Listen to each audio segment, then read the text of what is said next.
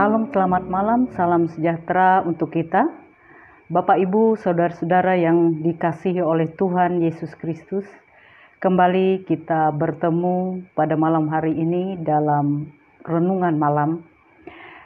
Adapun firman Tuhan untuk kita sesuai dengan Almanak Nas Gereja Kalimantan Pengelis terdapat di dalam kitab Kejadian pasal 16 ayat 1 sampai yang ke-6.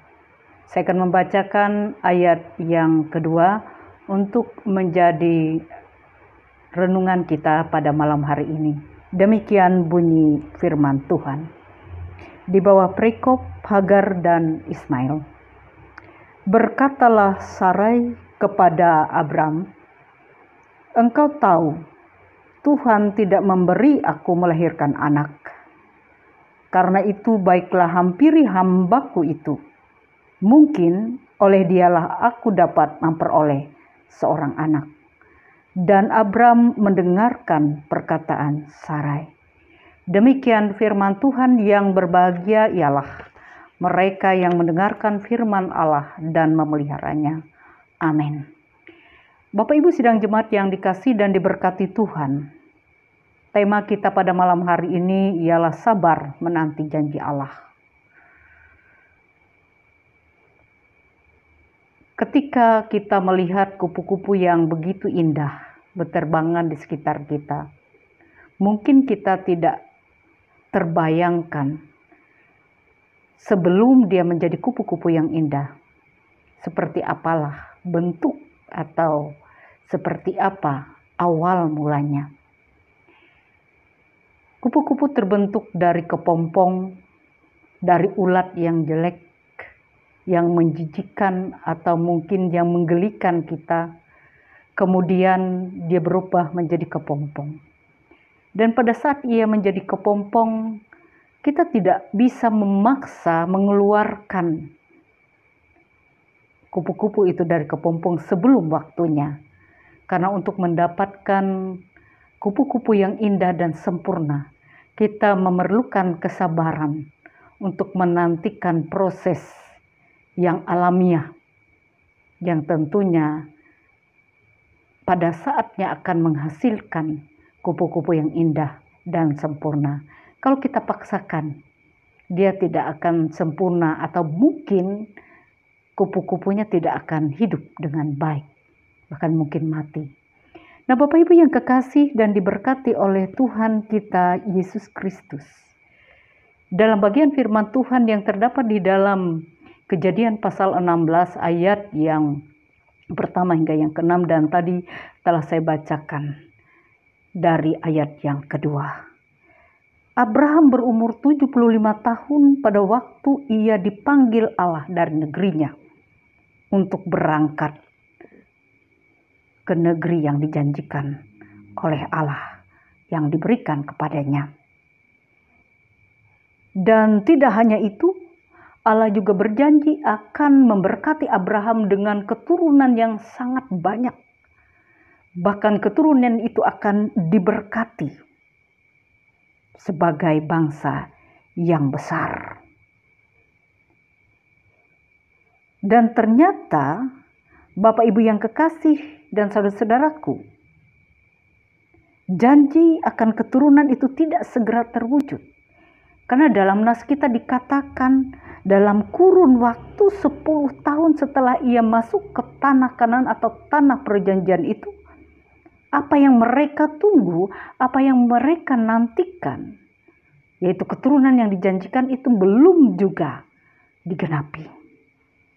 Sehingga habislah kesabaran dari Sarah.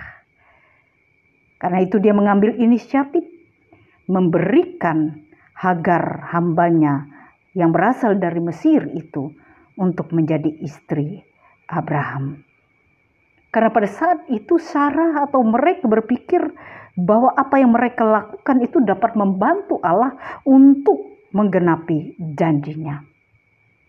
Dan Hagar akhirnya mengandung seperti keinginan mereka.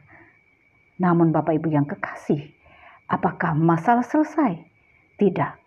Justru hal ini menimbulkan masalah baru ketika Hagar mengetahui ia hamil, maka ia memandang rendah nyonyahnya atau memandang rendah Sarai.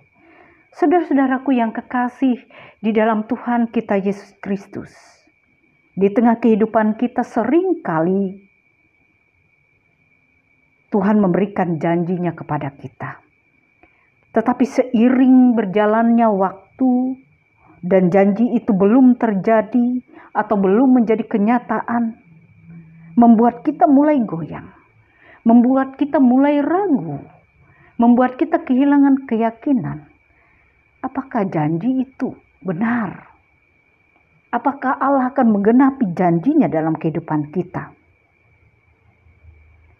Dan kita merasa Tuhan lamban untuk bekerja, menggenapi janjinya. Lalu kita tidak sabar. Dalam ketidaksabaran itu kita akhirnya mereka-reka rancangan dan rencana apa yang akan kita lakukan. Dan kita melakukan sesuatu sesuai dengan kemampuan dan hikmat manusia kita yang terbatas ini. Tetapi betapa sering hal itu justru memicu masalah baru di dalam kehidupan kita. Kita kecewa, kita tidak mendapatkan apa yang kita inginkan. Saudara-saudara yang kekasih dalam Tuhan, karena itu, mari kita merenungkan firman Tuhan saat ini yang diperhadapkan kepada kita. Yang pertama adalah, ada kalanya kita meminta, atau ada kalanya Tuhan meminta kita untuk berdiam, seraya dengan tulus dan terus setia dan percaya menanti janji Tuhan. Kita tidak perlu melakukan apa-apa. Dalam artian bukan berarti kita berdiam di sini, kita tidak berbuat sesuatu yang berkenan di hadapan Tuhan. Tidak. Artinya jangan kita melakukan inisiatif yang justru bisa membuat masalah baru dalam kehidupan kita. Karena ada waktunya Tuhan ingin kita berdiam dan menunggu janji itu. Kemudian yang kedua adalah kehendak Tuhan itu berbeda dengan keinginan manusia kita. Ketika Abraham dan Sarah, khususnya Sarah, merancangkan sesuatu hal yang mereka pikir mereka membantu Allah untuk menggenapi janjinya, tetapi justru memicu masalah baru dalam kehidupan mereka. Dan kalau sudah demikian, apa yang bisa dilakukan, Bapak Ibu yang kekasih? Bukan damai sejahtera yang diraih, bukan kebahagiaan yang kita dapatkan, tetapi justru kehancuran, kekacauan yang ada dalam hidup kita. Justru kita akan kehilangan damai sejahtera itu sendiri. Dan kita sudah mengacaukan rencana Allah itu dalam kehidupan kita. Karena apa? Karena keinginan kita belum tentu sesuai dan seturut dengan kehendak Tuhan. Lalu selanjutnya adalah belajar dari pengalaman Abraham dan Sarah di sini. Mungkin kita memerlukan waktu untuk menerima janji Tuhan itu. Ada kalanya waktu itu panjang atau lama. Dan untuk Allah genapi janjinya, ia juga memiliki waktu yang tepat bagi kita. Percayalah, janji itu pasti. Dan waktu Tuhan adalah yang terbaik. Dan Tuhan hanya akan melihat waktu yang tepat untuk ia menggenapi janjinya bagi kita. Karena itu, hal yang diperlukan dari kita adalah mari terus meminta agar kita dikuatkan, agar kita dimampukan dalam iman untuk terus percaya janji Tuhan itu. Karena janji Tuhan ya dan amin dalam hidup kita. Apapun saat ini yang menjadi harapan kita di hari-hari mendatang, menjadi cita-cita kita, keinginan kita, mari taruhkan itu sepenuhnya di dalam tangan Tuhan. Percaya Tuhan akan menggenapi janjinya, bukan seturut kehendak kita, tetapi sesuai dengan kehendak Tuhan saja. Tuhan memberkati kita dan firman-Nya tidak akan sia-sia. Mari kita berdoa.